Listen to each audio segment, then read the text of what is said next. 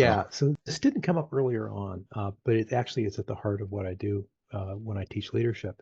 And that is ask yourself who's the best boss you ever had. That's why I call my organization Best Boss.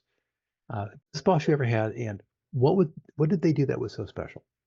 And what you will almost always say, I've yet to find someone who said anything else, is one of two things. Some variation of cared about me as a person, got to know me as a unique individual, understood my strengths better than I understood myself, cared about me, um, listened to me, coached me, encouraged me, uh, and so forth. All these relationship building activities. Or they will say something along the lines of push me out of my comfort zone, expected only my best, would give me work to redo if I didn't do my best, upheld a very high standard of excellence, gave me responsibility I wasn't sure I was ready for, all these requiring kinds of behaviors. And they'll say one of the two, and then you ask them about the one they didn't mention. If they say, "Oh, it was a great relationship," what about requiring? And they'll say, "Oh, yeah, that too." Or they'll talk about requiring first, and you say, "Well, what about the relationship?" "Oh, yeah, that too."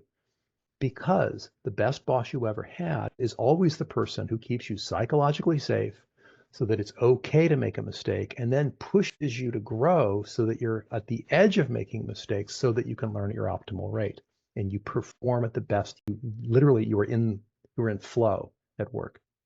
And that combination of relating and requiring is the recipe to be a great boss. Now, there's a lot of behaviors behind that to make that happen. But where Mm, most people fail is they want to double down on the thing they feel best at. To the relators, the people who naturally build relationship, when things aren't going quite right, they want to relate more. And sometimes they despise requiring or they just aren't comfortable with it or I don't want to be a jerk. And the requirers, the ones who naturally are about challenging people, you ask mhm. about relating, they're like, well, I don't want to be touchy feely. And I had this one guy, that's all he wanted to do. It was like a country club around here. And they didn't like it. And they can recall how awesome it was to have a boss like that, but they can't see themselves as a boss like that. And so they only engage in half of the behaviors that are necessary. And what you have to do if you want to get the best out of people is give them what they need.